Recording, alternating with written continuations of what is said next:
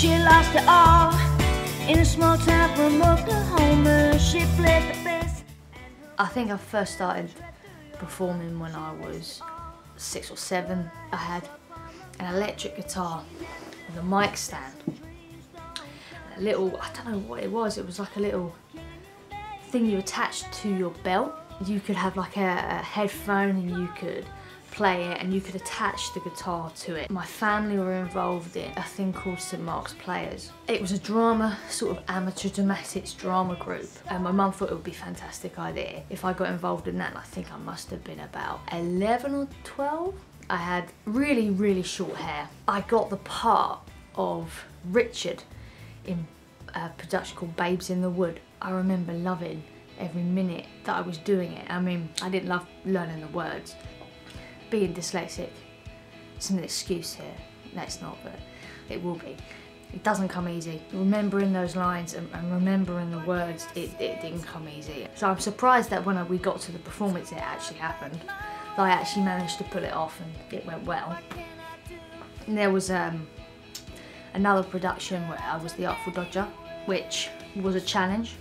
I loved every minute. I got a top hat, wore a waistcoat. I actually wore, this is the same sort of getup I'm wearing. I had a hat and this sort of shirt and a waistcoat and some trousers and some shoes. It was really cool. It was really fun to do.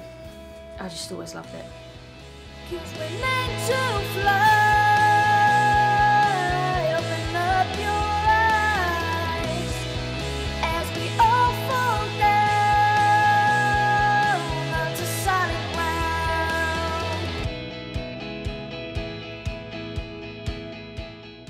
My name is Ravi. I'm from a small little town just north of here called London.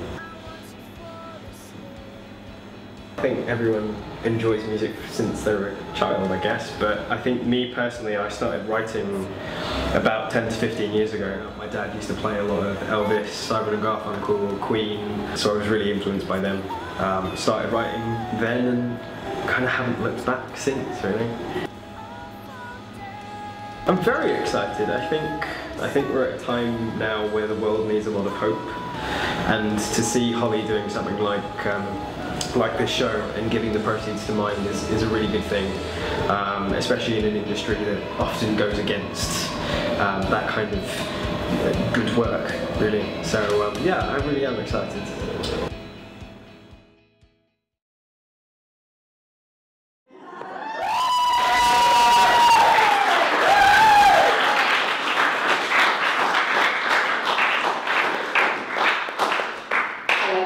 How's everyone doing? Good. Yeah.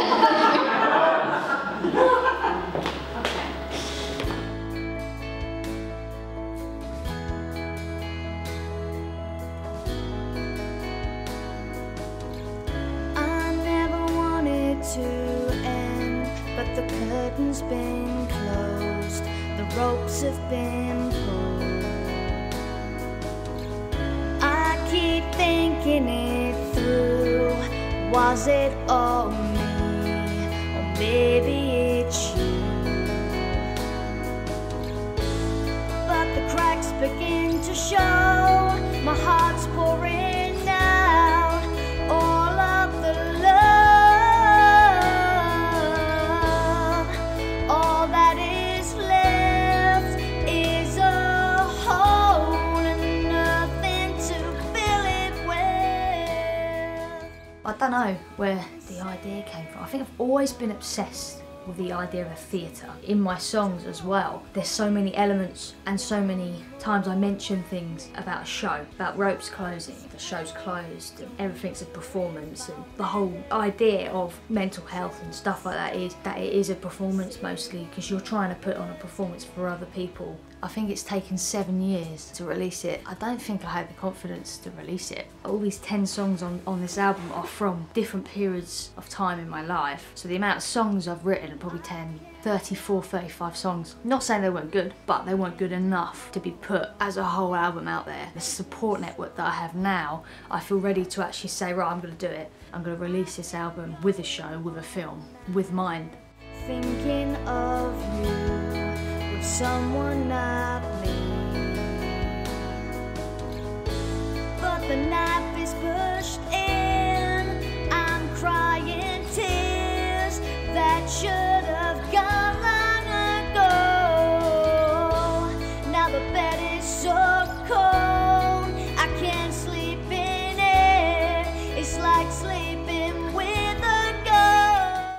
a show together is very stressful. Sometimes my ideas are out there. I did not realise how much stress it is. Releasing a film, releasing an album, putting the album on networks, and then putting a film together. You've got to come up with a set list, you've got to have the lights for the set, you've got to do the sound checks, you've got to get an opening act. Are people actually going to buy the merchandise? So people will actually buy the stuff at the bar and trying to sell tickets, and are these tickets going to sell? Are people actually going to want to come? I'm putting my own money into this. You got to take a risk. I thought, let's just do it. Let's just try. Let's just try. Putting it all together was hard, but I wouldn't change it because I wouldn't want to not do it. I've had the most fun that I've probably ever had doing this, making this album. It's just been amazing, and I'm gonna get a bug that I'm gonna want to do it again and again and again and again.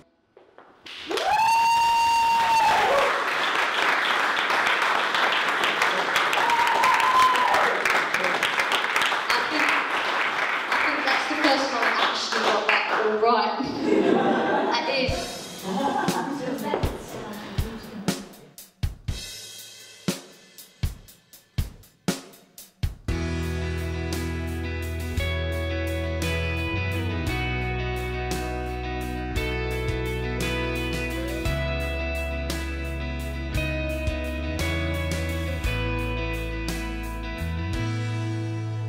She walks in the rain to hide her tears. She's not understood, but she never could show her heart. That's impossible to do.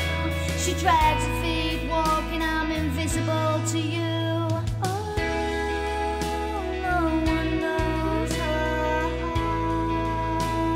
I feel comfortable in what I want to wear, and I feel like it suits my personality, and I feel like it is me. And I used to be upset by people saying that I shouldn't be wearing what I'm wearing. I should be wearing women's clothes, but at the end of the day I wear men's clothes because I look good in them. People should accept that, or don't accept it and just go away from me, basically.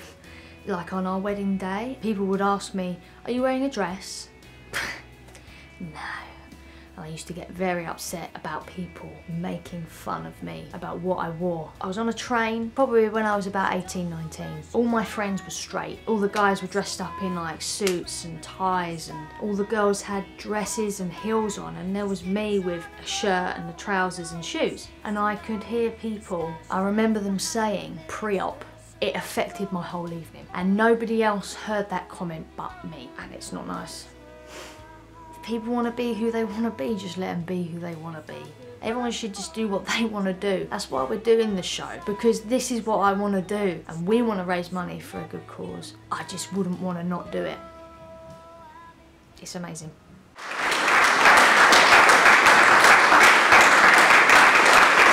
There's a lot of oohs and ahs on the album. There's an ooh and ahs and all that, but I can't give you the oohs and the ahs because it needs to be. Well, you need to buy the CD to find out.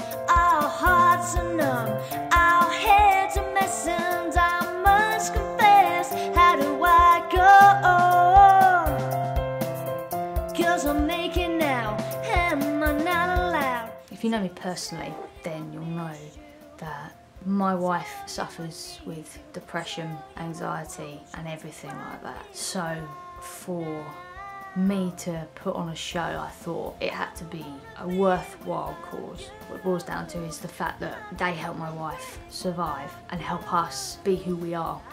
And for us to be able to put on a show like this and to try and help others is an amazing thing. And the support that I've had from Mind Mental Health Charity is immense. I've never had that confidence to feel that someone actually thinks it's a good idea and someone actually thinks I'm good enough to do it. but people are going through it, and people are probably sitting in my show who are going through it and don't want to recognise it or can't recognise it and just feel like there's no hope, but we want to say that there is. There's no need to be going through it alone, and that's what the charity is all about. Sing a song, climb a hill, break a bone, catch a fish, run a mile with a stitch. These are things I would do, now it's just up to you.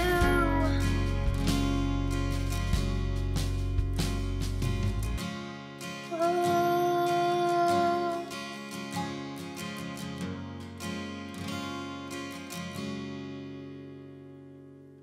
These are things I would do, now it's just up to you. Thank you.